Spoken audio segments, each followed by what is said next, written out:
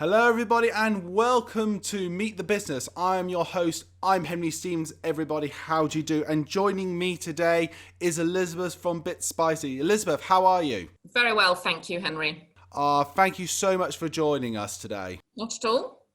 So, Liz, let's start off this interview. What sparked the idea to begin your company? Well, my husband and I were always cooking. Well, he was cooking the curries. We were always eating spicy food. He grew up in Singapore and it just never seemed to quite work. The curries were different every time he cooked them. And we just decided to be a bit more organized about the whole thing, start measuring ingredients. And then we just thought, let's actually start a business. We do this better than anybody else. Awesome. So, you saw a open area in the market, I imagine. Tell me, what was that open area thing and how did you sort of exploit it to become the awesome company that is Bit Spicy? Well, you get a lot of ground spices. I mean, obviously you've got the big names like Sharwood's and Pataks and things like that. There are a lot of pastes out there. There are spices from Madras and Korma and things like that, but you just basically don't get any Southeast Asian spices at all, spice blends. And because Andrew grew up in Singapore and those were the ones that he was always trying to cook, that's where we saw an opening in the market for really unusual spices. Awesome. So, also, now this is the question I always love asking everybody, always love doing it, is how did you come up with the name of your company? Because the name Bit Spicy is just, to me, utter fantastic, and it's so good I wish I'd thought of it. Well, we were sitting in a meeting. We got some friends along. We had the guy that was actually doing our website at the time. We've subsequently had a newer, more up-to-date website.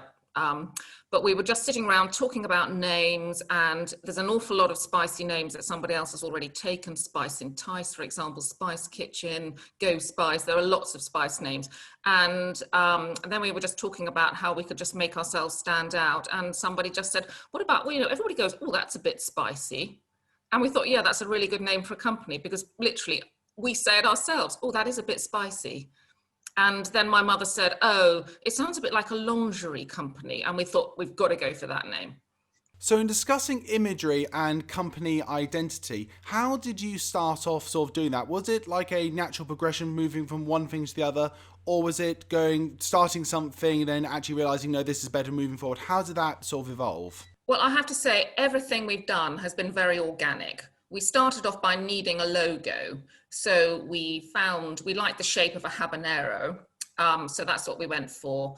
And then we stuck it on its side. And I said, look, it's a bit spicy. Why don't we take a bite out of it? And then there was a big chat about apple and the bite taken out of an apple. And we thought, well, if they want to sue us, fantastic. It's going to be great publicity. Obviously, they never have, sadly. But anyway, so that's where the Bit Spicy logo came from. And everything else that we've done has sort of evolved from there, really. So our packaging has gone through about 4 different stages in the last 6 years, I would say, and all the other design around it as well.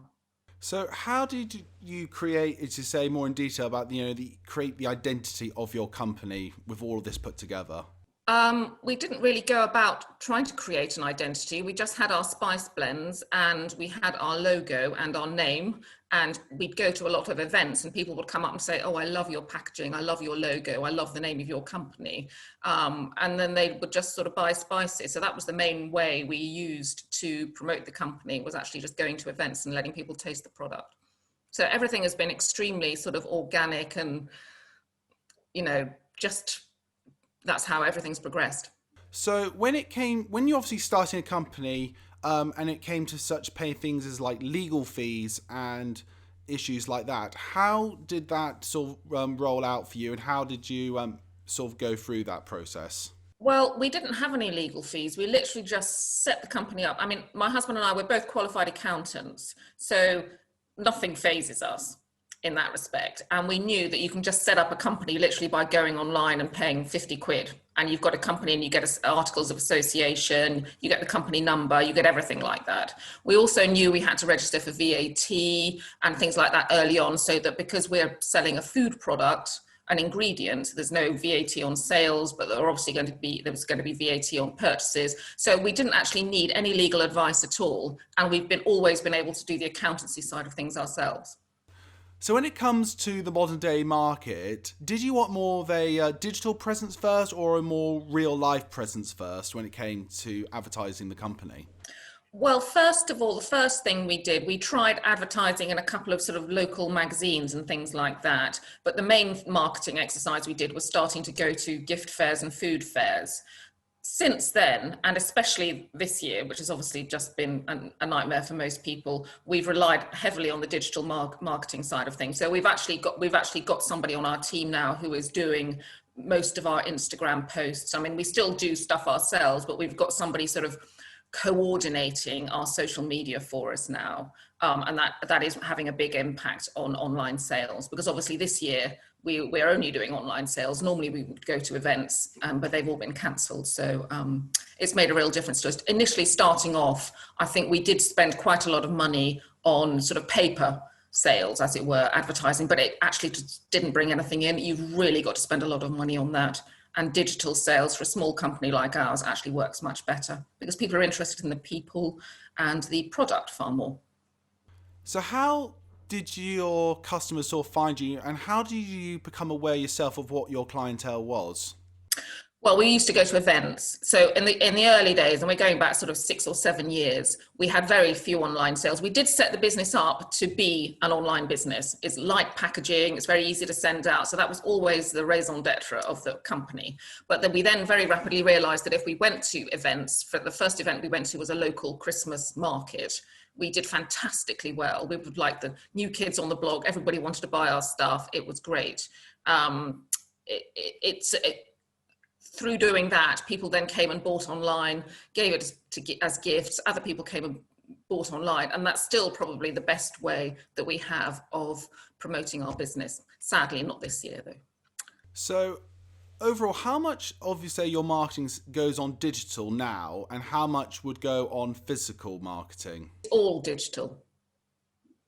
Excellent. I mean, especially this year, we're not going to any events. So we would spend a lot of money doing events. But this year we haven't done anything like that. They've all been cancelled.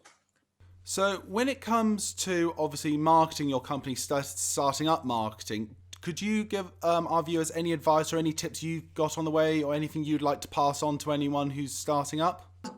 My husband's laughing in the background saying, don't do it. But apart from that,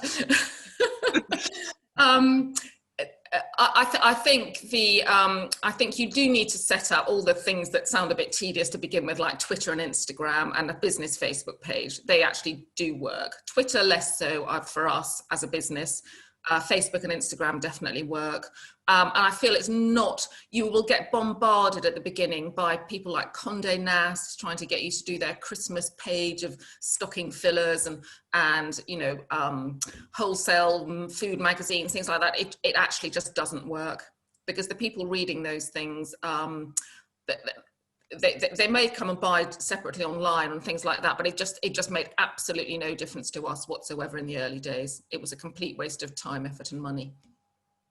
So what has made a difference is the Instagram and the Facebook side of things, definitely. It's much easier to engage with people if you're doing that, and engaging when you're a small business is what you need to do.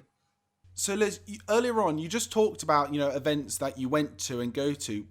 Would there be any you recommend people go to, and why? Well, it depends what they're selling. But for the food businesses, we've got a couple of local food festivals, which are fantastic for us in Kent. And there have been some others we're lucky enough to get into elsewhere in the country. People can be a bit sort of not parochial, but they like to support local businesses, which is absolutely what you want. So it's quite hard to get into ones around the country. And then there are some various gift fairs that are always quite good. I mean, the most expensive ones we don't do anymore, because you pay an awful lot of money, and our products are £4 a packet. It's a lot. We're not selling something ridiculously expensive. So we have to sell an awful lot of something to cover some of the pitch fees for some of the really big fairs.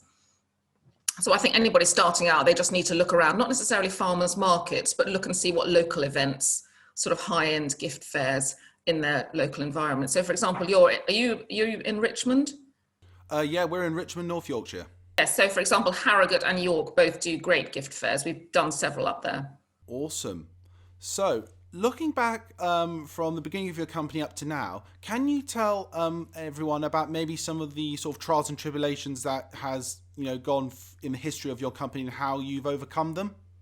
Trials and tribulations. It's really just been trying to boost our sales. That's been the main problem. We did have somebody at the beginning who charged us a lot of money for marketing just for a couple of months, and we realized that he literally wasn't doing anything. He'd just taken on an extra member of staff that we were paying for without actually providing us with any backup at all, and that wasn't terribly nice. I have to say that it got slightly unfriendly. I think that was the only thing, really, to be perfectly honest. It's just been a case of, tweaking the packaging and finding events to go to. So, with many other sort of spice companies out there, what do you do, sort of in a sense? How do you fight to stand out from them to get your names said above all of them? There aren't very many who actually do the sort of events that we do and do the breadth of spices that we do. So we do come across a few. There's somebody based in Yorkshire that I don't want to name, but they just do what we would consider to be the absolute bog standard restaurant curries. So tikka, korma, madras, boona, or things like that everybody goes and has in a curry house. And we don't do those. We do a madras, which is actually online one of our best sellers, just because it's such good quality compared to most madrasas you would get. But that's why we would never go to an event and think, oh, there's somebody else selling spices, oh dear, we're really going to struggle. We go along to the event and think, oh dear, we're going to give them a really hard time because we're going to take all their customers. So I have to say that's the approach that we've always taken, because we just know, because we make the spices ourselves, we're not importing them, we're using whole spices that we grind. We just know that our spices are just a much better quality than anybody else's. Most people don't do what we do. So from SCAYL, Elizabeth, you got a Fill 300 machine from us, and I'd like to ask you, how has it helped your company in sense of getting product out, time? Have you felt it's really been a good return of investment for you? It has been an excellent return on investment. It hasn't helped the company grow, but it has made life so much easier for us. And this year, if COVID hadn't happened, this year we were thinking about buying another one just so that we could have two working side by side. The only problem with the machine that we have, we went for that one because it has the very, very detailed measurements on it. We need to get down to the percentage of a gram. We can't go for something that's, within 5 grams, because our packets are all 30 to 40 grams. We need the really lightweight. So it doesn't have such a big hopper on it, for example. That's the only disadvantage, really. We looked at your sealing machine earlier in the year, but not quite sure that that's quite right for us. But what the packaging machine has done is just literally take the weight off our feet. We can sit down and do it. We can just get through so much more in the quantity of packing the spices than we could before. Well, Elizabeth, that is the end of the intro. I just want to say thank you so much for letting us talk to you, and thank you so much for your answers. It's a pleasure. Thank you. Thank you very much. And everybody, if you'd like to hear more, don't forget to check out BitSpice as well. But for the meantime, I'm Henry Stevens, and this is SCAYL's Meet the Business. Goodbye.